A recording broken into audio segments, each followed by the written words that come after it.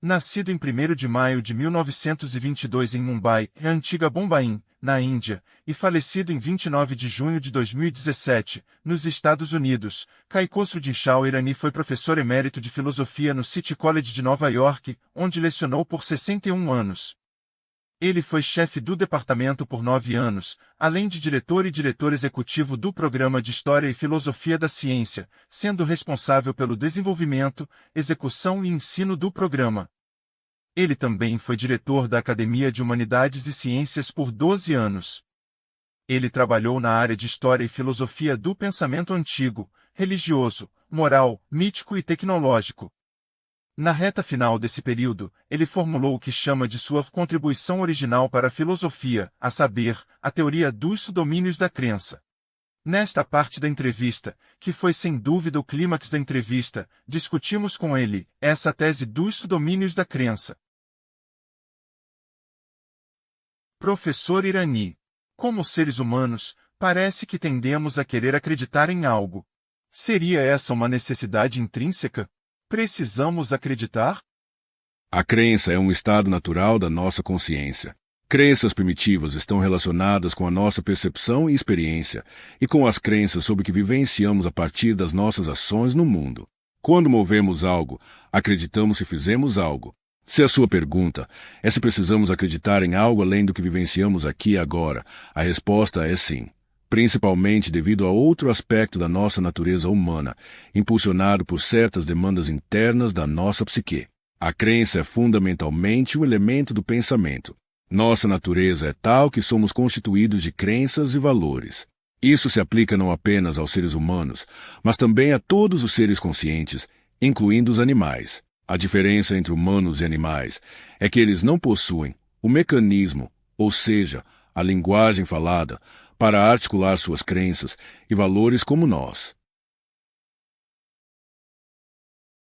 Você poderia nos falar sobre sua tese sobre os 4 domínios da crença? Esta é uma tese que eu propus algum tempo atrás. Ela começa com uma suposição principal de que existem 4 demandas intrínsecas que são feitas pela psique humana. A primeira é a demanda de explicar. Esta demanda produz uma enorme gama de crenças que chamamos de conhecimento científico. A outra demanda é a de controlar e influenciar nosso ambiente físico e social através do desenvolvimento de técnicas pelas quais podemos transformar as coisas para atender às nossas necessidades, o que leva à tecnologia. A próxima demanda é a de justificar nossas próprias ações e pedir pela justificativa das ações de outros. Por exemplo, o que você fez? Por que você fez isso? Você fez a coisa certa, etc. Isto forma todo o campo da ética, que pode ser aplicado a indivíduos ou à sociedade. A última demanda é a de buscar significado em nossa existência. Por exemplo, qual é o sentido da minha existência? Nós nascemos nesta vida sem uma opção, vivemos por um tempo e então morremos. Qual é o sentido de tudo isso? Esta demanda leva à religião. Portanto, temos estes 4 enormes domínios de crença. Hoje, podemos separá-los. A tese que estou oferecendo é que na história primitiva da humanidade não havia uma compreensão clara da separação destes domínios. Em vez disso, havia um conjunto complexo de crenças, a maioria das quais estava embutida em histórias que os homens sábios locais desenvolveram e gradualmente cristalizaram nas pequenas comunidades e se tornaram parte da tradição. As histórias passariam de uma geração para a próxima, das pessoas mais velhas para as mais jovens, como é feito mesmo no tempo presente, por exemplo, em livros infantis. E embora as crianças saibam, por volta da idade de 4 anos ou algo assim, que as histórias podem não ser factualmente verdadeiras, por exemplo, o Papai Noel, para elas as histórias ainda têm um sentimento de realidade. Este tipo de crença é uma natureza peculiar da aceitação religiosa. É uma realidade como se fosse verdadeira. Isto também é referido como uma realidade, como se, baseada no trabalho do filósofo alemão Hans Feininger, que desenvolveu a teoria do como se. Então, acreditamos em algo como se fosse verdade, sabendo, de fato, que não é. Esta crença do como se tem um comprometimento atitudinal muito poderoso nela. Estes 4 domínios são distintamente diferentes um do outro, e como foi mencionado anteriormente, eles foram originalmente direcionados por uma demanda. Cada domínio tem sua própria metodologia única. Por exemplo, na ciência a metodologia é muito clara, isto é, formulamos uma teoria, deduzimos consequências, montamos e realizamos um experimento com condições pré-determinadas e então determinamos se os resultados do experimento concordam com as previsões teóricas. Se sim, a teoria específica é aceita. Esta é a crença científica. Professor Irani, nos tempos antigos, a crença científica era meramente uma criação de mitos? A estrutura mítica abrangia todos os diferentes domínios. E não havia diferenciação entre esses 4 domínios. Isso mesmo. Essa é a grande percepção que surgiu por volta do século IV ou V a.C., quando as pessoas começaram a entender que precisavam de conhecimento confiável, independente dessas histórias. O grande exemplo disso foi Platão, que separou a mitologia do conhecimento que identificou como matemática. Antes dele, Zaratustra separou a mitologia da ética.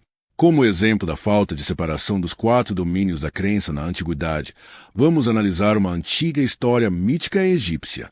O Egito era uma civilização altamente refinada na antiguidade, mas dominada pela mitologia. Para eles, a agricultura era religião. Osíris era a divindade da terra, identificada com a vida no Egito. Seu irmão, o enganador e ambicioso Sete, o matou, colocou seu corpo em um caixão e o jogou no rio Nilo. O caixão flutuou no rio e parou na margem, perto de uma árvore, em algum lugar do Líbano. Na ausência de Osíris, a vida da terra, no campo, se manifesta na forma do murchamento de todas as plantas e da morte da vegetação no início do verão. Note que o Egito vivia da vegetação irrigada pelo Nilo. Ísis, esposa de Osíris, saiu em busca do corpo do marido e finalmente encontrou o sarcófago que continha. Ao abrir o sarcófago, ela viu o corpo sem vida de Osíris.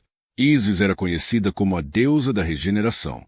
Então, ela decidiu trazer Osíris de volta à vida usando uma planta da vida que ela chamava de folhas de tana. Ela preparou as folhas e as deu para Osíris comer, e ele gradualmente reviveu. Vale ressaltar que, mesmo nos dias atuais, ainda existem pessoas no Egito que acreditam que essa planta é benéfica e possui propriedades especiais. Sete descobriu sobre a ressurreição de Osíris, voltou, o encontrou e o cortou em 50 pedaços, espalhando-os por todo o vale do Nilo. Ísis encontrou todos os pedaços, juntou-os magicamente e Osíris reviveu de novo. Mais uma vez, Sete reuniu um exército e tentou atacar Osíris. Nesse momento, Ísis já havia dado à luz um filho chamado Horus. Horus cresce rapidamente, reúne uma frota, luta contra Sete, o derrota e se torna rei do Egito. Essa história mítica de Osíris pode ser encontrada em inúmeros túmulos e pergaminhos egípcios. O significado de vários aspectos desse mito é o seguinte. A primeira morte de Osíris corresponde à escassez de água e ao ressecamento da terra.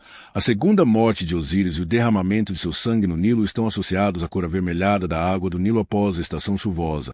A dispersão dos pedaços do corpo de Osíris na terra simboliza o momento certo para o plantio, pois se acreditava que o corpo de Osíris fertilizava o solo. A batalha simbolizava a cheia do rio Nilo, após a qual um período de paz e estabilidade reinaria sobre o Nilo por mais um ano. Portanto, esse mito era uma história que explicava um evento cíclico agrícola. Os antigos egípcios não questionavam o porquê de vários eventos relacionados a Osíris, sua própria subsistência agrícola por um bom tempo. Assim, para os egípcios, esse tipo de mitologia moldava sua ciência, tecnologia, ética e religião de forma integrada. Obviamente, existiam muitas histórias míticas. No entanto, por vezes, essas histórias se contradiziam de alguma forma.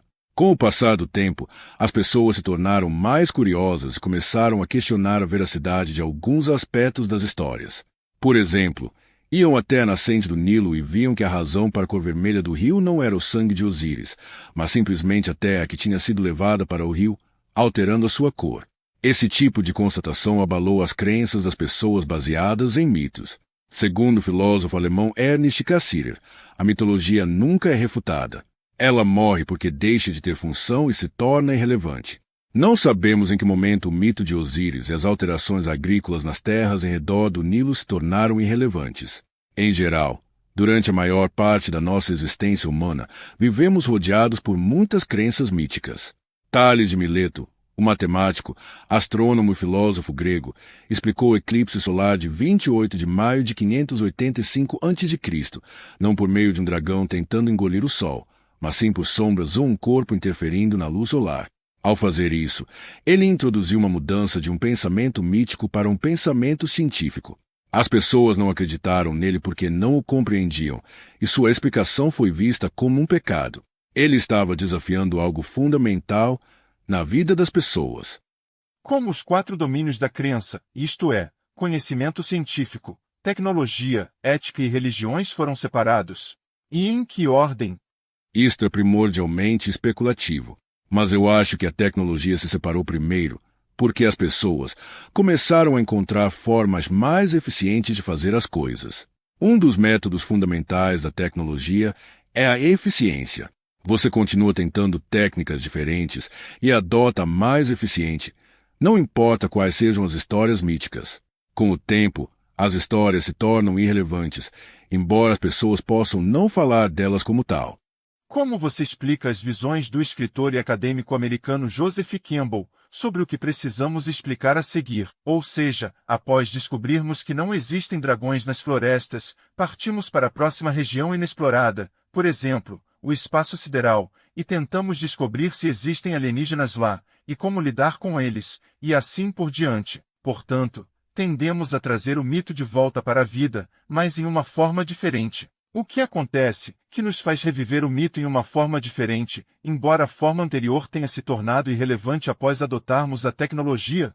Embora alguns aspectos do mito possam evaporar por causa dos avanços tecnológicos, o mito ainda pode sobreviver porque pode servir a outras funções também. Por exemplo, ele faz a distinção entre o bem e o mal, pode de alguma forma explicar o propósito da nossa existência, etc. De acordo com o filósofo alemão Immanuel Kant, em direção ao fim de sua vida, ele estava revisando o pensamento filosófico e começou a se perguntar: o que eu percebo? O que posso saber? O que devo fazer? E o que posso esperar? Esses tipos de perguntas são muito semelhantes às demandas intrínsecas que temos falado. Ele acreditava que nossas mentes são construídas de tal forma que precisamos desenvolver uma estrutura de crença para responder a esses tipos de perguntas.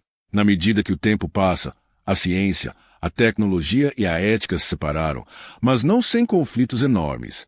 Eu penso que a separação entre a tecnologia e o mito unitário foi a primeira e relativamente simples. Muito mais tarde, no entanto, a separação entre ciência e conhecimento mítico unitário não foi tão simples. Também acredito que a separação da ética ocorreu paralelamente com a separação da ciência, onde as pessoas começaram a dizer que podem decidir entre o certo e o errado e não precisam depender de instruções religiosas. Acredito que a separação da ética se deve a contribuições significativas do Irã, da Índia e da Grécia, durante o período crítico de 1000 a 500 a.C. Então, em algum momento da fase inicial da Era Agrícola, por volta de 12.000 anos atrás, também conhecida como Revolução Neolítica, a tecnologia se separou, e depois a ciência se separou por volta de 500 a 1000 a.C. Isto está correto? Sim. Naquela época, Zaratustra separou a ética da religião ritualística, embora ela esteja enraizada na religião. Sua noção sobre Ahura Mazda criando o bem ideal, ou acha, é uma posição mitológica nominal. Por nominal, quero dizer que não havia uma grande história conectada a isso. Mas a afirmação em si é algo além da razão, e somos solicitados a observá-la e fazer um julgamento. O julgamento não serve para obedecermos ao que essa divindade disse. Nós não vamos ao templo para perguntar: estou aqui com esta dificuldade, o que devo fazer? Em vez disso, devemos assumir a responsabilidade de descobrir, por nós mesmos, o que fazer. A narrativa mítica não prescreve mais um plano de ação. Está correto? Exatamente. Ela não nos dá mais uma recomendação. Devemos buscar uma, por conta própria. Como não existem mais narrativas, precisamos pensar e determinar o que é certo fazer com base em nosso próprio julgamento. Portanto, somos responsáveis pelo nosso caminho adiante. Mais tarde, as narrativas históricas foram criadas para ilustrar o bem e o mal como substitutas das histórias míticas. Então, de certa forma, o mito é revivido sob a forma de história. Sim, sob a forma de uma história lendária antiga. Por exemplo, na cultura iraniana, contamos a história do rei Jamshid e de outros heróis épicos no Shahnameh, o livro dos reis, do poeta persa Firdousi, e nossas crianças aprendem sobre eles. O livro do Gênesis é um mito de criação, mas o Antigo Testamento contém material histórico lendário que funciona da mesma maneira. De fato, a sabedoria hebraica tradicional era de que a história nos diria qual é a vontade de Deus. Ou seja, Deus manifesta sua vontade através da história. E então surge a ideia da terra prometida e da tribo perdida que estava sempre em busca e procura, mesmo quando estavam fazendo a coisa certa. Sim, e os crentes devotos diriam: para Deus, esta foi a tua promessa, nós a antecipamos, e trabalharemos para alcançá-la. Assim, a relação entre religião e ética era estreita, mas a separação de fato ocorreu. Essa separação não foi completa na civilização ocidental. O que aconteceu no cristianismo foi que a filosofia escolástica reuniu novamente a ética e a religião. Esta foi a principal tentativa dos escolásticos, os membros da escola filosófica medieval da escolástica, entre 1100 e 1700 depois de Cristo. Os escolásticos ocidentais identificavam algumas noções reveladas pela razão e outras prescritas por Deus. As noções prescritas teriam, então, um status superior em comparação com as verdades morais reveladas pela razão. E São Tomás de Aquino defendeu que as duas não estão em conflito, sendo as prescrições de Deus superiores. Portanto, se você quer conhecer o seu propósito nesta vida, deve recorrer à mente de Deus e descobrir por que ele nos criou. Então, de acordo com Zaratustra, a ética foi separada da mitologia completamente, mas no Ocidente, não foi assim. Está correto? Inicialmente, a ética se separou durante o período grego, com Platão, que levantou preocupações de que os deuses eram sem relevância para os julgamentos morais. A cristalização final ocorreu com a filosofia estoica. O estoicismo foi uma escola de filosofia helenística fundada por Zenão de Cítio em Atenas no século III a.C. Os estoicos eram filósofos gregos, e quando a Grécia se tornou parte de Roma, muitos dos estoicos se mudaram para Roma e estabeleceram escolas lá. Eles ensinavam educação liberal e individual, mas também ensinavam direito. O direito romano foi influenciado pela teoria estoica. Quando as províncias romanas se tornaram parte do Império Romano Cristão, a separação foi gradualmente superada, onde a religião se tornou a preceptora dos valores morais. A filosofia escolástica durante os séculos XI a XV foi um grande experimento na junção da ética e da religião. Durante esse tempo, enormes percepções filosóficas e muitos pensadores eminentes foram produzidos. Muitos deles deram contribuições científicas significativas, por exemplo, São Tomás de Aquino e Roger Bacon. A Igreja então introduziu uma noção de que exercia autoridade completa não apenas sobre a moral, mas também sobre a metafísica. De acordo com a Igreja, apenas Deus pode nos dizer o propósito de nossa existência, e apenas os teólogos sabem o que Deus diz. Parece haver um ressurgimento dessa mentalidade hoje, no sentido de que o impulso por essa compreensão holística do mundo está nos conduzindo de volta para a reunião da moralidade e da religião juntas, e tentando conectar a ciência a isso também. Mas por quê? Isso é um progresso natural? O ponto é que se qualquer disciplina que faz uma reivindicação indo além de seus próprios limites disciplinares e tenta se tornar uma disciplina global, ela produz uma reação imediata e sabota a si mesma. Durante o final da década de 1930, houve pessoas que disseram que a visão completa do mundo é obtida pela ciência e que existe apenas uma verdade, e essa é a verdade científica.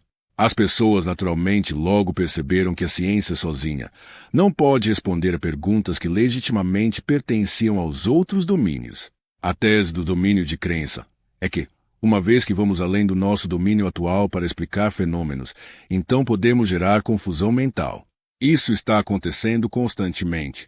Perceba a independência da ciência surgindo na época de Galileu Galilei, o astrônomo, físico e engenheiro italiano. Ele foi perseguido pela Igreja não pelo que fez na ciência, mas porque afirmou que certas proposições, as quais foram estabelecidas pela ciência, eram de fato a verdade sobre o mundo. No entanto, os metafísicos alegavam que eles eram os únicos que conheciam a verdade sobre o mundo e insistiram que, Se as afirmações de Galileu contradiziam aquelas dos metafísicos, ele deveria retirar essas afirmações. Galileu inteligentemente rebateu os metafísicos dizendo que não é da conta da religião nos dizer sobre como o mundo é. A função da religião é nos dizer como devemos nos salvar. E ele disse, não é da conta da religião dizer como os céus se movem, mas como podemos ir ao céu. Então os metafísicos disseram a Galileu que ele estava reivindicando o direito de interpretar os textos religiosos, e eles não permitiriam isso. Essencialmente, Galileu estava tentando separar os domínios da religião e da ciência, e não lhe foi permitido fazer isso, e ele foi colocado sob prisão domiciliar por isso. Apesar do que aconteceu com Galileu, a visão de mundo nas mentes intelectuais europeias mudou, e Galileu foi, de fato, bem-sucedido, afinal de contas, em separar a ciência e a religião. Como sabemos hoje, existem muitas pessoas de todas as religiões fazendo desenvolvimentos científicos, independentemente de suas crenças religiosas. Isso ocorre principalmente porque as pessoas perceberam racionalmente que a ciência e a religião são duas disciplinas distintas com seus próprios propósitos diferentes. Então, a razão venceu o dogma? Isso está correto, eventualmente, apesar de muitas dificuldades. Após as separações ocorrerem, a declaração clássica da separação é a filosofia do iluminismo, o movimento intelectual que dominou a Europa nos séculos XVII e XVIII, que é o uso justificável da razão. Isso por si só se tornou mitologizado. Após a Revolução Francesa, os revolucionários proclamaram uma deusa da razão. Houve uma mulher chamada de deusa da razão, que foi coroada, carregada em uma carruagem em Paris, e assim por diante. Eles mitologizaram sua própria posição. Então eles disseram, aqui está a máquina do mundo, e muitas pessoas, especialmente na Alemanha e na Inglaterra, reagiram negativamente contra as reivindicações francesas. A ideia é que visão de mundo é visão de mundo. Mas quando fazemos a visão de mundo uma base para responder perguntas como qual é o significado da nossa existência, então as pessoas tenderiam a rejeitá-la. E isso veio a ser conhecido no século XX como o cientificismo. Este tipo de posição absoluta de um domínio, para abordar questões em todos os outros domínios de crença, tende a reintegrar o domínio em um nível superior. O real desafio no presente é para nós determinarmos como reconciliar diferentes domínios de crença que respondem a diferentes demandas e têm diferentes metodologias que fazem diferentes reivindicações. Talvez precisemos de uma história para essa reconciliação.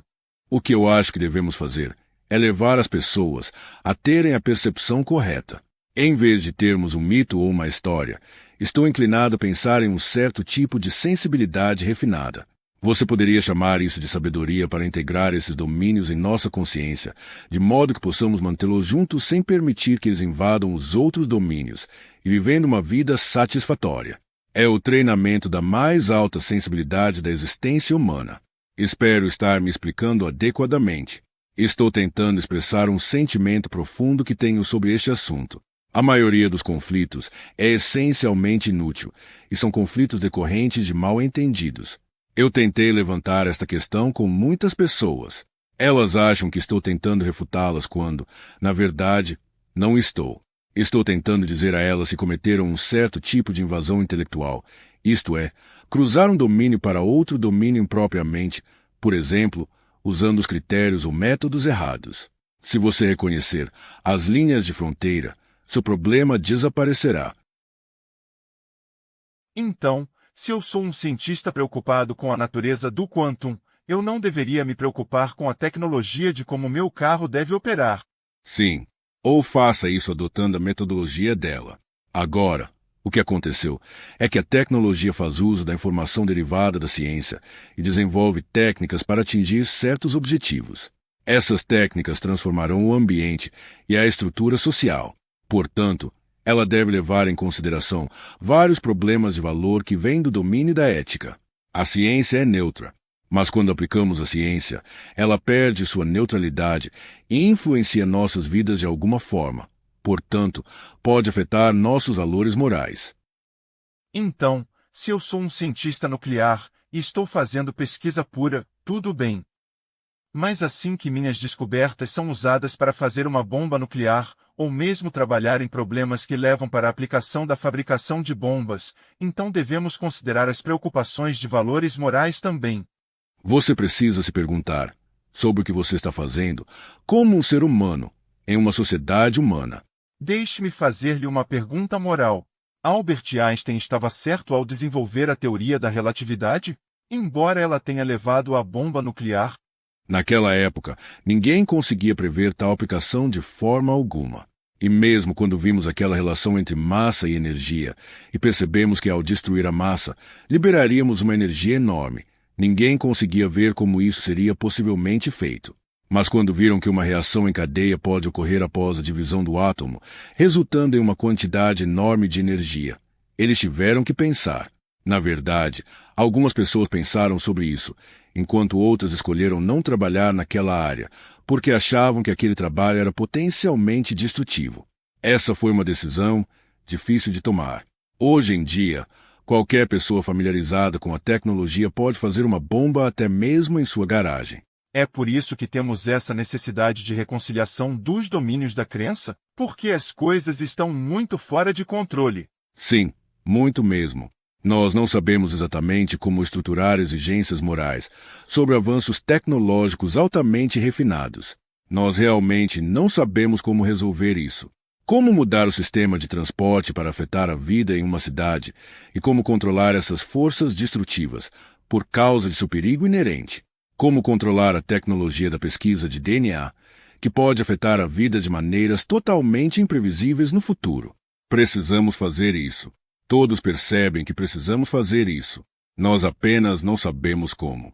Eu acredito que, até certo ponto, a razão pela qual não sabemos como é por causa dos redutos institucionais que são protegidos e reservados. Então, o que precisamos é de um esforço cooperativo.